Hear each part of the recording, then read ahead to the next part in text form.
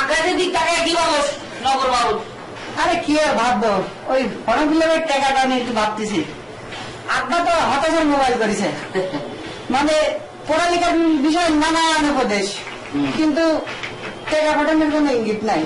Form ফিলাপটা করতে পারবেন কি পারবো না সেই চিন্তাই করতেছি। এই জন্য বলি বন্ধু, বাপমা মুখের দিক টাকা দেয় কোনো লাভ নাই, নিজের ব্যবস্থা নিজে করা লাগবে, বুঝছো? আরে নিজে যা করি সেটা তো করি, টিউশনে করি, পড়ালেখার খরচ জোগাড় করি, আর কি করবো? ব্যবসা কর, ব্যবসা।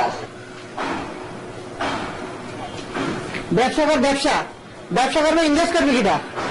এরকম যে কাটটা কুটটা শরীর নিয়ে সারাদিন শুয়ে থাকোস, এটা ইনভেস্ট কর। সবসময় ফাজলামা করবি না, কিন্তু সবসময় ফাজলামা করবি না।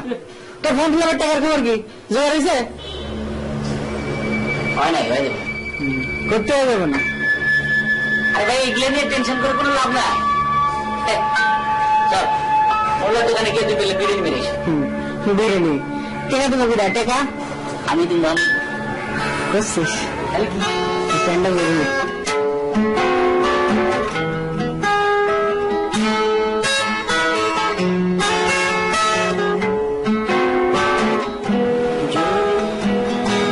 কাগজে লিখো না, কাগজ ছিঁড়ে যাবে, পাথরে লিখো না, পাথর ক্ষয়ে যাবে, হৃদয় লিখো না, সেরা কি হচ্ছে কি ছেলে মানুষ? সামা তুমি আমাকে ছেলে মানুষ বলো, মেয়ে মানুষ বলো, আর অমানুষই বলো, তোমাকে ভালোবেসে আমার মন ভরে না, কি করবো?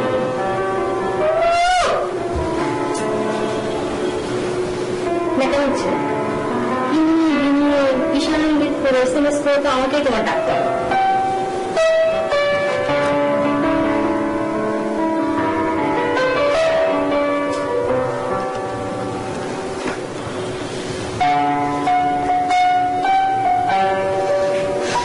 কি মন খারাপ? কি কথা বললাম? কিছু ভালো লাগে না, আমার সারাক্ষণ তোমার মাঝে ডুব দিয়ে থাকতে ইচ্ছে করে। কি করবো বলো, এই পড়ালেখার ক্লাস করে পরীক্ষা দেবো। সারাক্ষণ এসে থাকলে হয়, কিচ্ছুটি বোঝো না তুমি। আচ্ছা পড়ালেখা না করলে, পরীক্ষা না দিলে, ফেল মারলে, আমি কিভাবে চিরতরে তোমার কাছে আসবো?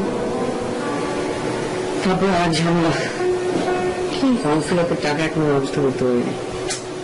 আমার কপালে যে কি আছে। এই কোথায় যাচ্ছ?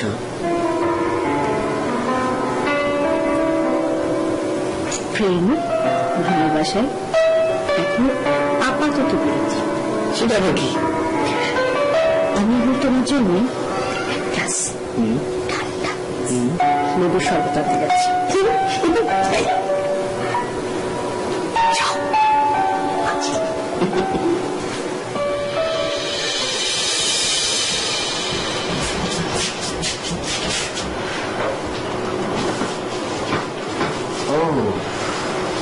Thank you.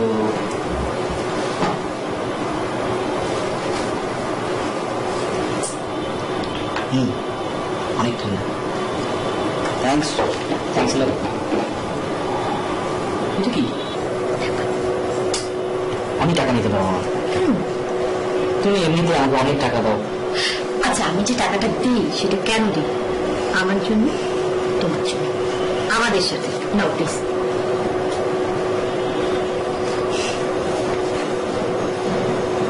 তুমি আসলে অনেক ভালো। শোনো, বইগুলি সব পরিশোধ করে দিবি, ভালোবেসে।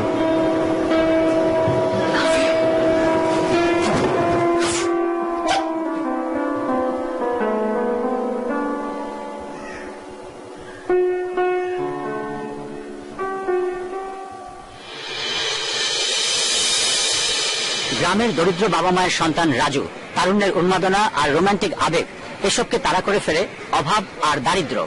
জীবনযুদ্ধে জয়ী হতে সে বেছে নেয় সহজ পথ। ইউনিভার্সিটি পড়ুয়া রাজু অনৈতিক সম্পর্ক গড়ে তোলে টিউশনি করতে আসা ছাত্রীর মায়ের সঙ্গে।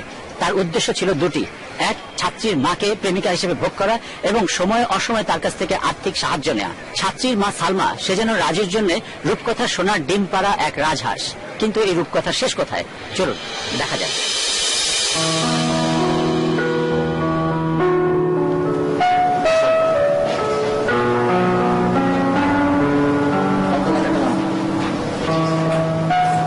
যেগুলো দিয়েছিলাম সেগুলো ঠিকঠাক মতো করেছো? ঝামেলা নেই তো? চলো, অঙ্ক হচ্ছে 7টা নাম্বার, এটা কোনো ভুল করা যাবে না।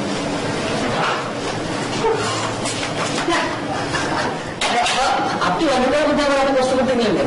অন্ধকারের মধ্যে এক কাপ চা বানানো কোনো বিষয় না, বিষয় হলো যোগ্য ভাড়ায় একটা বাড়ি, ভালো বাড়ি পাওয়া। দাদা বলছেন সুমির বাবা থাকে সৌদি, মামির একা বাড়ি, উফ কি যে কঠিন।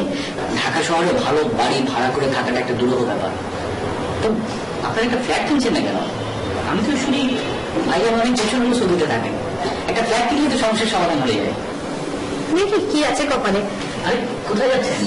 আপনি একটু পুরান বানিয়ে একটু টেনশন নিয়ে আসি, নাহলে তবে চলে যেতে পারবো না। ও আচ্ছা, তোমার মাকে এক হাতে সব কাজ করতে হবে, খুব কষ্ট হবে না? জি স্যার। আচ্ছা, তোমার বাবা যে সৌদি থেকে একটা চার্জার লাইট পাঠিয়েছিল সেটা কি হয়েছে?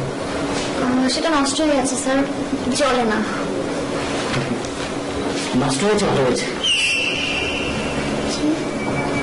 চাঁদের আলো যমুনার জলে আর মোমের আলো তোমার গালে ঝা চিকচিক করছে।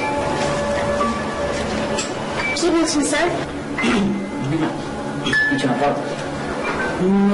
দেখি এই সূত্রগুলো পড়েছ? ভাই নিন, একটু চা খান। আহা, এসবের কি দরকার ছিল?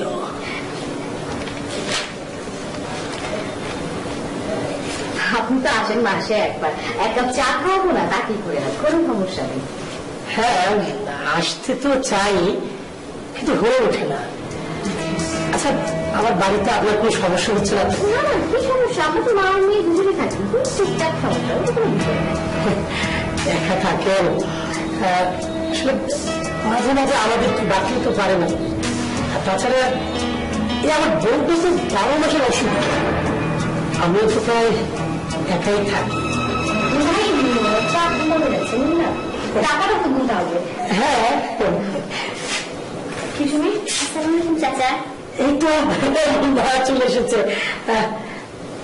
মাশাআল্লাহ, মেয়ে তো ভালো ভর্তি হয়েছে, দেখতে দেখতে করে দাম বড় হয়ে গেল। মাশাআল্লাহ, ঠান্ডা হয়ে যাচ্ছে। তা ঠিক আছে, ছেলেটা তো বাবার মতোই মনে হচ্ছে।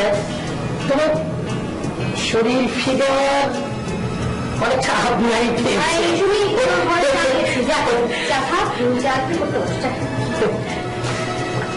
আপনার চা ঠান্ডা হয়ে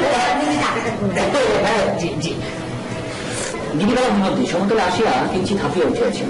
তারপর সেই সময় বিবাহিত মেয়েদের চেয়ে তার বয়স কিঞ্চিত দাঁড়িয়ে গিয়েছিল। ওরা তো ধরুন বয়স কত? কত হবে? 30-32। কি আজও ওর মধ্যে বয়স ছিল 17। কি স্যার, মাত্র 17? তাতে এই অবস্থা? আমার তো এবার 18তে পড়লো, তাহলে তো আমি বুড়ি হয়ে গেছি, বিয়ে শাদী কোনোটাই কপালে নেই।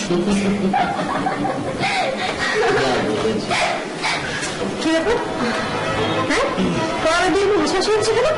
তাই শুনি, আমি কিন্তু সত্যি কথা বলে দিলাম, পরীক্ষার পরেও যেন তোর এই হাসির মুখে দেখি। স্যার, আপনি আমাদের সাথে খেয়ে যান। হ্যাঁ, হাসির মাংস রান্না করছি, সুমির বাবার খুব পছন্দের। সে তো নেই, আপনি আমাদের মা মেয়ের সাথে খেয়ে যান। জি আচ্ছা, মনে থাকে জানি। তোমার মা অনেক খেয়াল রাখেন। সুমি, খাওয়া শেষ? নে আমার পেটটা নেই, সিঙ্কে রেখে দে। হ্যাঁ, তাহলে ধুয়ে ফেলিস একটু।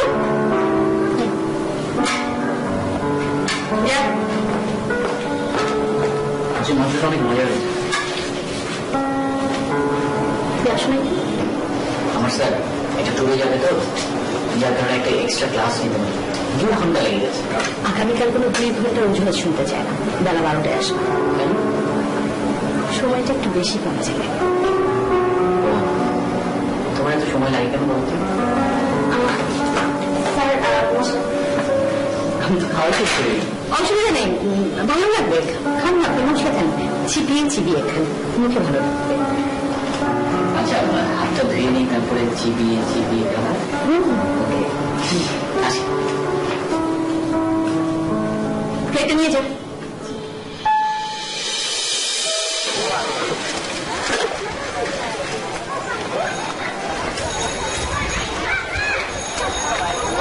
আমরা দেন হ্যাঁ। ক্লাসটা অনেক আগে শেষ হয়ে গেল রে। হ্যাঁ, অনেক আগে শেষ হয়ে গেছে আজকে ক্লাস। কি মজা, তাই না? আবার চল বাসে যাই। বাসা যাবো মানে? আজকে তাড়াতাড়ি ক্লাস শুরু হয়ে শেষ হয়ে গেছে। কি যে বলতেছিস, চল মুভি দেখতে যাই। মুভি? হ্যাঁ। এখন? হ্যাঁ। জি না, আমি এখন বাসায় যাবো। আসলে না, তোর ভিতরে কোনো রসকস কিচ্ছু নাই। না রে, ভালো লাগছে না, বাসায় যাই। আশ্চর্য, এরকম একটা দিন পাবো কখনো? চলো প্লিজ। না না, আরে আরেকদিন, আজকে না প্লিজ, ভালো লাগছে না। আরেকদিন। আরে আরে দোস্ত, আরেকদিন please please please. Bye. Okay, by.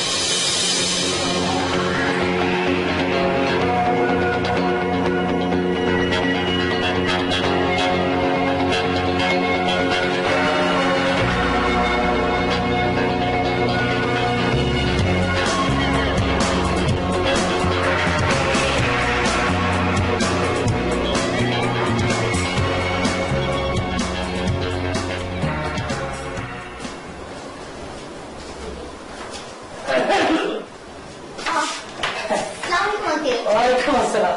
কেমন আছো? হ্যাঁ, ভালো। তুমি কি করতেছিলা? কারেন্ট নাই তো, কিভাবে কাজ হবে না?